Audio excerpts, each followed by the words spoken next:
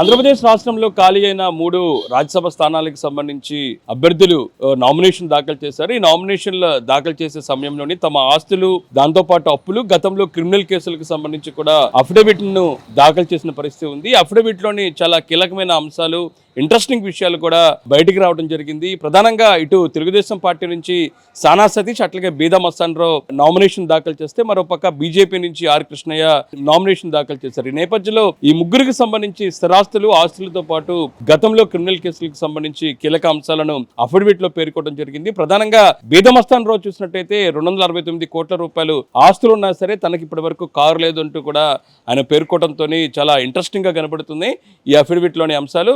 ఇంకా మరోపక్క సానా సతీష్ పై ఈడీ అట్లాగే సిబిఐ కేసులు ఉన్నాయి. ఈ కేసులకు సంబంధించి ఇంకా సిబిఐ ఛార్జ్షీట్ దాఖలు చేయకపోవడంతో తన్ను ఇంకా నిందితుడిగా పేర్కొనలేదు అనేది మాత్రం అఫిడవిట్లో పేర్కొన్నారు. ఇంకా మరో భారతీయ జనతా పార్టీ నుంచి నామినేషన్ దాఖలు చేసిన ఆర్ కృష్ణయ్యకి సంబంధించి దాదాపు 6 కోట్ల వరకు కూడా స్థిరాస్తులు ఉన్నట్లుగానే పేర్కొనడం జరిగింది. అంటే ముగ్గురికి సంబంధించి అఫిడవిట్లో ఎటువంటి అంశాలు అనేది కూడా ఒకసారి మీకు చెప్పే ప్రయత్నం చేస్తాను. ప్రధానంగా సానా సతీష్ ఏదైతే ఉంది, ఇతను కాకినాడ ప్రాంతం సంబంధించిన వ్యక్తి, పారిశ్రామికవేత్త. తెలుగుదేశం పార్టీ నుంచి ఇటీవల ఖాళీ అయిన రాజ్యసభ స్థానానికి సంబంధించి అభ్యర్థిగా తెలుగుదేశం పార్టీ ప్రకటించింది. ఈ నేపథ్యంలోని సానా సతీష్కి చేతిలో దాదాపు 27 లక్షల రూపాయలు ఉన్నట్లుగా అఫిడవిట్లో పేర్కొన్నారు. బ్యాంకులోని 1,55,000 డిపాజిట్లు, ₹1,00,00,000 బాండ్లు, షేర్లు వంటి పెట్టుబడులతోని దాదాపు 14.44 కోట్ల నుండిగా పేర్కొనడం జరిగింది. ఇంకా ఇచ్చిన అప్పులు 6 కోట్లు అయితే బంగారంతో సంబంధించి 2 కోట్లు విలువైన 2,850 గ్రాములు ఉన్నట్లుగా తెలుస్తుంది. ఇంకా వజ్రాలు 7 కోట్లు, దీని విలువ దాదాపు 14 క్యారెట్లు ఉన్నట్లుగా ఆయన పేర్కొనడం జరిగింది. ఇంకా చరాస్తులకు సంబంధించి 26.81 కోట్లుగా సానా సతీష్ పేర్కొన్నారు. వాహనాలు, ఇంకా సతీష్ పేరుతో ఒక వాహనం కూడా లేదంటూ కూడా ఆయన అఫిడవిట్లో పేర్కొన్నారు. తన భార్య పేరు మీద 1.33 కోట్లు విలువ చేసే బెంజ్ కారు, 2 ఇన్నోవా కార్లు ఉన్నట్లుగా పేర్కొనడం జరిగింది. భూములు, ఇల్లు భార్య పేరు మీద కాకినాడలో 3 కోట్లు, దాంతోపాటు ఇల్లు తన పేరు మీద నివాస స్థలాలు కానీ ఇల్లు కానీ లేవు. అంటే ఇంత దాదాపు భారీ పారిశ్రామికవేత్తగా ఉన్న సానా సతీష్కి సంబంధించి ఆయన పేరు మీద కూడా ఆయన ఒక ఇల్లు కూడా లేనట్టుగా, స్థలాలు కూడా లేనట్టుగా ఆయన ప్రస్తుతం అఫిడవిట్లో పేర్కొనడంతో ఇది చాలా ఇంట్రెస్టింగ్గా ఉందని కూడా ప్రస్తుతం చర్చ మాత్రం జరుగుతుంది. ఇంకా మరో ఆసక్తికర అంశం ఏదైతే ఉందో, సానా సతీష్కి సంబంధించి ఏదైతే ఉందో వార్షిక ఆదాయాలు ఆసక్తికరంగా కనబడుతున్నాయి. 2019-20కి సంబంధించి ఆర్థిక సంవత్సరానికి సంబంధించి 10.65 లక్షల ఆదాయం ఉంటే 2020-21లోని 6,170 రూపాయలు మాత్రమే, దాదాపు 6,170 రూపాయలు మాత్రమే వార్షిక ఆదాయం ఉన్నట్లుగా ఆయన తన అఫిడవిట్లో పేర్కోవడం జరిగింది.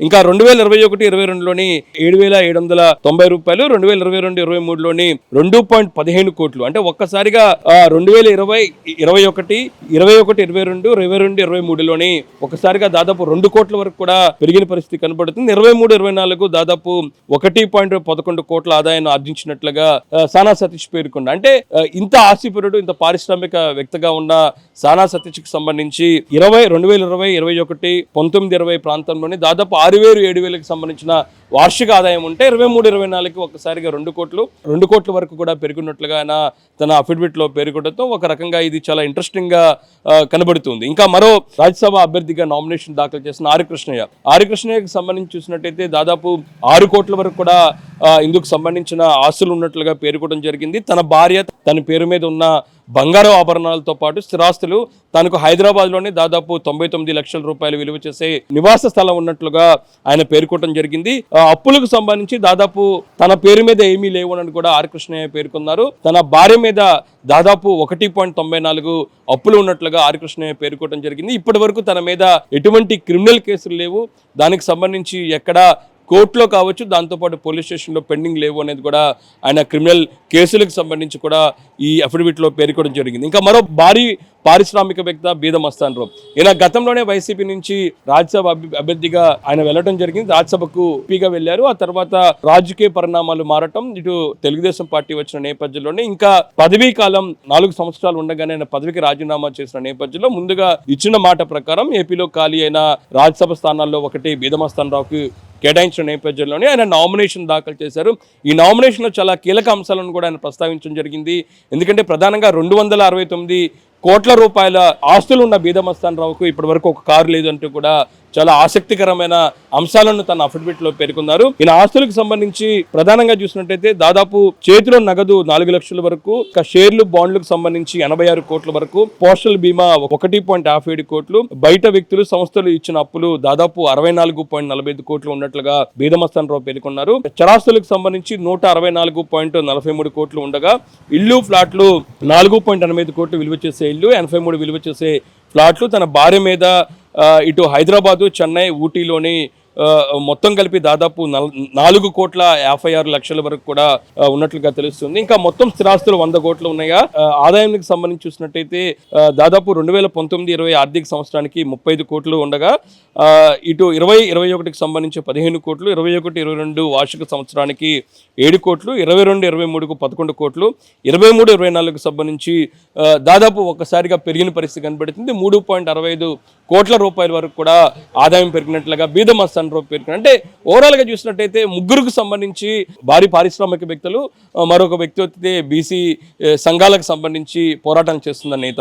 ఈ ముగ్గురికి సంబంధించి కూడా ఈ అఫిడవిట్ లోని చాలా కీలక అంశాలు ఉంటుంది. దాంతోపాటు చాలా ఆసక్తికరమైన అంశాలు ఉండటంతో ఒకసారిగా ఇది పొలిటికల్ సర్కిల్లో చర్చాంశంగా మారింది. ఎందుకంటే బీదమస్తాన్ రావు 169 కోట్ల రూపాయలకు సంబంధించిన ఆస్తులు ఉన్నా సరే తనకు ఒక కారు కూడా లేదు అంటూ కూడా పేర్కొనడం ఒక పక్క ఆశ్చర్యానికి గురి చేస్తుంటే, మరో పక్క సానా సతీష్కు సంబంధించి ఇంత కోట్ల ఆస్తులు ఉన్నా సరే ఆయన పేరు మీద ఇంటి నివాస స్థలంతో కాబట్టి ఇంటి కూడా లేదంటూ కూడా పేర్కొనడం ఒక రకంగా ఆశ్చర్యకరంగా అంశంగా మారిన పరిస్థితి అఫిడవిట్ లో మనకి స్పష్టంగా కనబడుతుంది. అంటే ఓవరాల్ చూసినట్టయితే ఈ ముగ్గురికి సంబంధించి చూసినట్టయితే సానా సతీష్కి సంబంధించి సిబిఐ ఈడీకి సంబంధించిన కేసులు ఉన్న నేపథ్యంలో ఇప్పటి వరకు తన మీద ఎటువంటి ఛార్జ్ షీట్ దాఖలు చేయలేదు.